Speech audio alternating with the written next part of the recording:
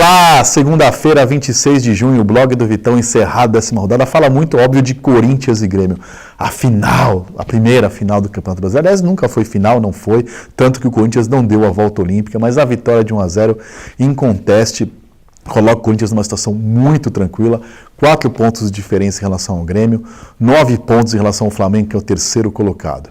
E o Botafogo, né, que joga hoje contra o Avaí mais tarde, ele deve ganhar, o Avaí é o lanterna. Se o Botafogo ganhar em terceiro, sobe para esse lugar com 8 pontos de diferença. Falando do jogo, o Corinthians foi muito bem dentro do seu estilo. Esse foi um jogaço, né, dentro do estilo de cada time.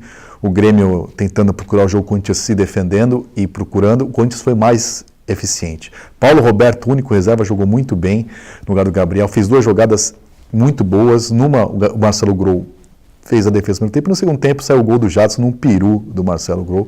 Corinthians bem. No final, o Grêmio teve a chance de empatar num pênalti ridículo, né? Marquinhos Gabriel, um dos jogadores menos inteligentes que eu vi na minha vida, fez um pênalti cretino, mas o Cássio, que foi o melhor em campo, o jogadoraço da partida, ele e Paulo Roberto, né?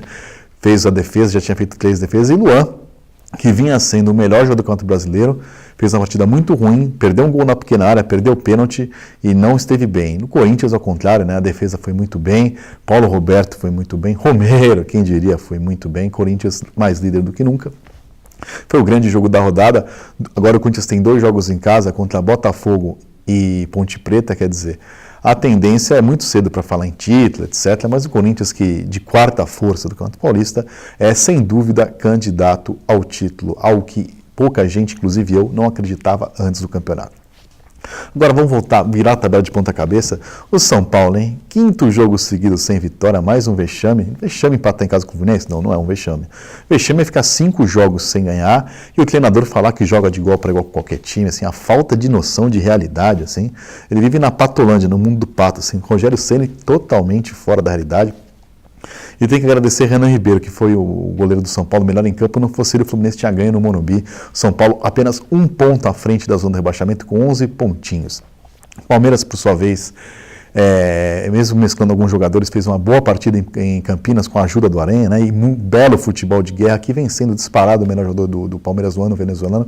2 gols do Guerra, ganhou da Ponte Preta, que estava invicta em Campinas, e subiu para o 4º lugar. 4º lugar pode virar 5º se o Botafogo ganhar o jogo, mas enfim, o Palmeiras se manteve a 10 pontos do Corinthians. Venceu 3 jogos seguidos, né? Não conseguiu diminuir muita diferença, porque o Corinthians vem vencendo também. E o Santos, hein?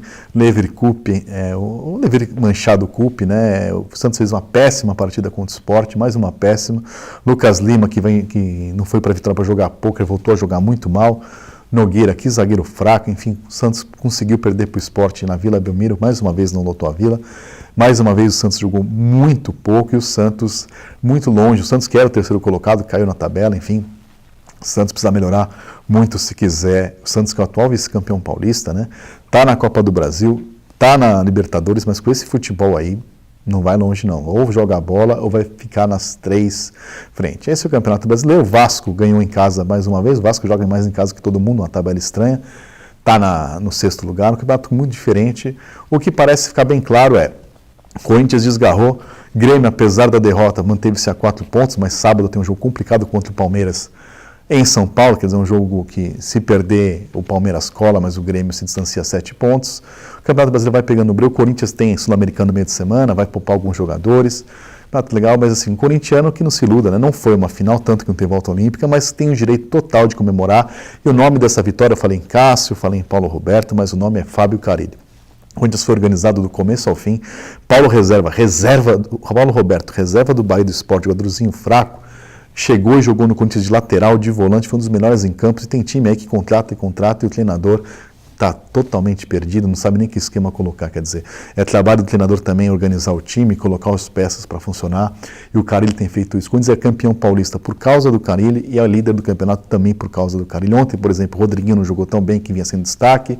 Jadson, apesar do gol, esteve um pouco abaixo. Jô, não, e o Corinthians continuou criando, continuou marcando, continuou a pegada, assim, é um trabalho de treinador, tá certo? E amanhã o blog do Vitão está de volta para falar de Campeonato Brasileiro, futebol, Copa do Brasil, Sul-Americana, Timão Universitário, que ganhou um título, hein? A gente vai voltar a falar disso essa semana. Eu sou o Vitor Guedes e tenho o nome a Zelar. E Zelar, claro, vem de ZL. É tudo nosso, nós aqui no blog do Vitão.